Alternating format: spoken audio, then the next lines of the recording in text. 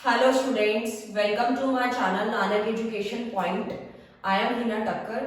आज मैं आपको इकोनॉमिक्स का चैप्टर नंबर फर्स्ट यानी क्लास 11th के लिए जो फर्स्ट चैप्टर है इंट्रोडक्शन, उसका कुछ जो पार्ट्स हैं आगे के रह गए हैं तो मैं उसको आगे कंटिन्यू कर रही हूँ। अगर आपने पिछली वीडियोस नहीं देखी हैं तो आप जाके देख सकते हैं। उसके बाद आगे के टॉपिक जो है हम स्टार्ट करते हैं।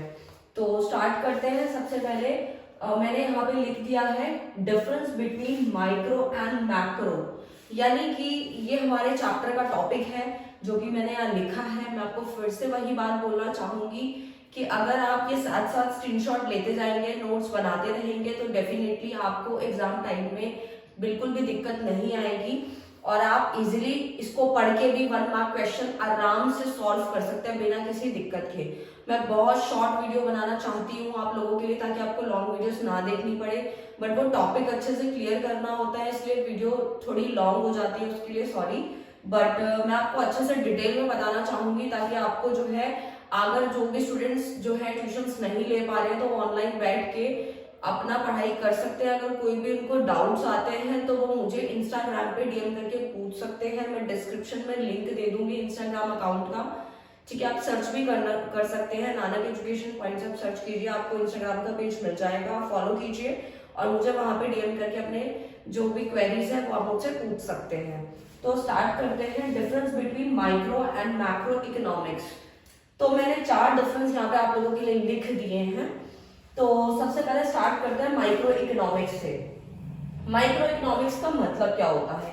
माइक्रो का मतलब होता है स्मॉल, छोटा, यानी कि हम जब अकेले बंदे की यानी एक इंडिविजुअल मतलब एक इंसान के बारे में जब जानना चाहे, उसकी स्टडी करना चाहे, जैसे कि फॉर एन एग्जाम्पल अगर कोई पर्सन है राम, अगर वो कोई प्रोडक्ट यानी गुड्स वो खरीदना चाहता है, सपोज वो मैगी खरीदना चाहता है, बिस्किट खरीदना चाहता है, दैट मीन कि वो किस प्रोडक्ट की कितनी डिमांड कर रहा है। यानी कि बहुत सारे एग्जांपल्स हो सकते हैं, मैंने आपको एक छोटा सा एग्जांपल दिया है।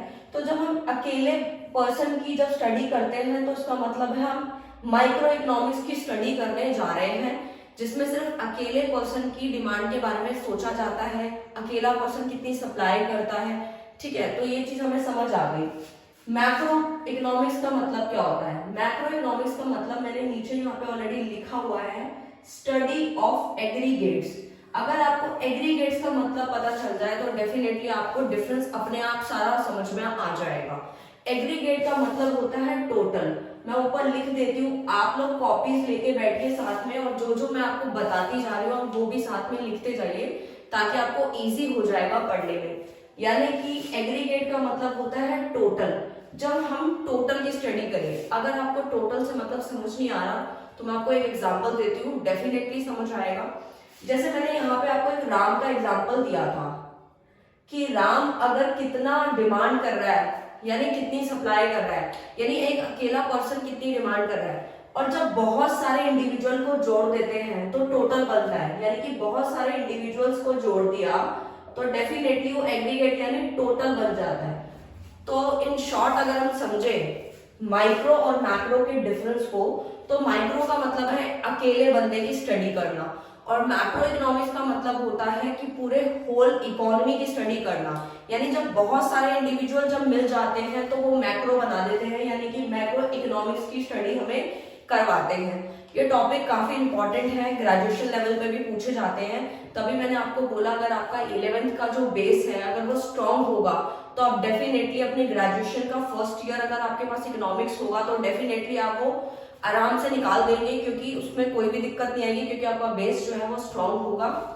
और काफी बार ये माइक्रो और मैक्रो के इकोनॉमिक्स क्वेश्चन जो है वो पूछे ही जाते हैं। Now come to the second point, price theory. यानी कि अगर आपको ये फर्स्ट मीनिंग अच्छे से मैंने क्लियर कराया तो आपको बिल्कुल दिक्कत आनी ही नहीं चाहिए, बहुत सिंपल भी है। और आप लोगों के लिए मैंने शॉर्ट से शॉर्ट डिफरेंस लिखा है ताकि अगर आपको बुकिश लाइन जो है वो याद नहीं होती तो आप ये शॉर्ट वाला भी पढ़ के, क्योंकि 1 मार्क क्वेश्चंस हैं तो अगर आपको मेन ही पता होना चाहिए, ठीक है, तो आपका टाइम भी बच जाएगा। प्राइस थ्योरी से मतलब क्या है? प्राइस थ्योरी से मतलब है कि जब अकेले पर्सन ने कितनी डिमांड की, कितनी सप्लाई की, तो डेफिनेटली एक पर्सन के प्राइस से रिलेटेड उसके थ्योरी को अगर हम स्टडी करें दैट मीन्स वो माइक्रो इकोनॉमिक्स ही है। और मैक्रो इकोनॉमिक्स में देखा होगा आपने, यहाँ लिखा है इनकम एंड एम्प्लॉयमेंट थ्योरी, यानी कि बहुत सारे जब इंडिविजुअल मिलते हैं तो वो इनकम जनरेट करते हैं। और इनकम जनरेट हो रही है, कैसे हो रही है, एम्प्लॉयमेंट लोगों को मिल रहा है तो लोग इनकम जनरेट कर रहे हैं, यानी इनकम और एम्प्लॉयमेंट थ्योरी के बारे में हम स्टडी कर रहे हैं मैक्रो इकोनॉमिक्स में। क्योंकि जब बहुत सारे इंडिविजुअल कमाने निकलेंगे, उन्हें काम मिलेगा तो वो डेफिनेटली अपनी इकोनॉमी की इनकम को जनरेट कर देंगे। नाउ थर्ड पॉइंट पे आते हैं, डी लिखा है और एस लिखा है, वो आप लोगों के लिए शॉर्ट में लिखा है मैं जरूर एक्सप्लेन करना चाहूंगी कि डी और एस क्या है, तो आप कॉपी में नोट कर लीजिए। डी से मतलब है डिमांड, आप लिख लीजिए, डी से डिमांड है, एंड एस का मतलब है सप्लाई, जो कि मैंने आपको ऊपर बहुत अच्छे से ही पहले ही एक्सप्लेन करा है। नाउ मैं फिर से करना चाहूंगी, डिमांड एंड सप्लाई मैंने क्यों लिखा, क्योंकि एक अकेला पर्सन की डिमांड देख रहे हैं हम और सप्लाई देख रहे हैं, वो कितनी डिमांड कर रहा है और कितनी सप्लाई कर रहा है, दैट मीन्स वो माइक्रो इकोनॉमिक्स ही हुआ, जो कि आपको ऊपर ही क्लियर हो गया था। नाउ इसके डिफरेंस में देखते हैं, एडी का मतलब क्या है और एएस का। तो एडी का मतलब है एग्रीगेट डिमांड, यानी कि डिमांड के आगे एग्रीगेट लगा दिया, यानी डी के आगे ए लगा दिया मैंने, और सप्लाई के आगे भी मैंने ए लगा दिया। और एग्रीगेट का मतलब मैंने आपको अभी ऊपर बताया था, टोटल होता है इसका मतलब। जब बहुत सारे इंडिविजुअल की डिमांड जुड़ जाएगी, बहुत सारे इंडिविजुअल्स की डिमांड जब जुड़ती है तो वो एग्रीगेट डिमांड बनाती है, और जब बहुत सारे इंडिविजुअल की सप्लाई जो है जुड़ती है तो डेफिनेटली क्या बनाती है, एग्रीगेट सप्लाई बना देती है। तो मैंने आपको दोनों में बहुत अच्छे से डिफरेंस बताया। अगर आपको फिर भी कोई डाउट आता है तो आप मुझे डीएम जरूर कीजिए, अपने डाउट जरूर क्लियर करिए, क्योंकि अगर आपको डाउट्स रहेंगे तो वो एग्जाम टाइम में आपके क्वेश्चंस को कभी सॉल्व नहीं कर पाएंगे, क्योंकि एमसीक्यू क्वेश्चंस जो होते हैं वो सिर्फ आप तभी उसमें अच्छा स्कोर कर सकते हैं जब आपके पॉइंट टू पॉइंट हर चीजें क्लियर होंगी, फिर आपको कोई भी नहीं रोक सकता आपको फुल मार्क्स लाने से। तो डेफिनेटली अपने बेस को स्ट्रॉन्ग कीजिए, अपने कॉन्सेप्ट्स को क्लियर करिए, डाउट कुछ भी मत रखिए। नंबर डेफिनेटली, नंबर की टेंशन आप छोड़ दीजिए, नंबर अपने आप डेफिनेटली वो जरूर आएंगे ही आएंगे। नाउ फोर्थ पॉइंट पे और लास्ट पॉइंट है, फिर देख लेते हैं क्या है, इंडिविजुअल इनकम।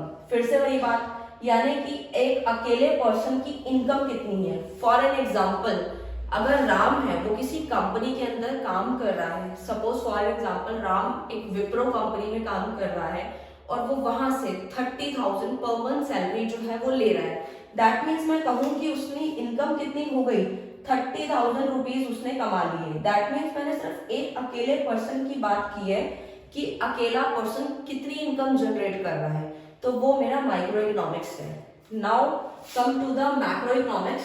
मैक्रो इकोनॉमिक्स में नेशनल इनकम क्या होता है।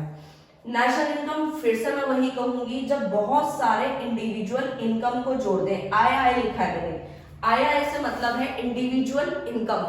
इंडिविजुअल इनकम बहुत सारी जब जुड़ने लगेंगी तो वो हमारी कंट्री की नेशनल इनकम बना देंगी, यानी कि जब बहुत सारे लोग कंट्री के अंदर सारे इंडिविजुअल कमाने लगेंगे और इनकम जनरेट करने लगेंगे, तो दैट मीन्स हम किसकी स्टडी कर रहे हैं, दैट मीन्स हम पूरे टोटल की स्टडी कर रहे हैं, जो कि हमारे मैक्रो इकोनॉमिक्स के बारे में हमने पढ़ लिया।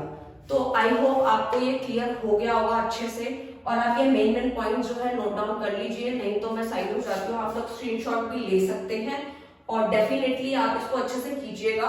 अगर कोई भी क्वेरी आती है मैं फिर से वही कहूंगी, आप मुझसे पूछ सकते हैं डीएम करके। All the best for future, thank you so much.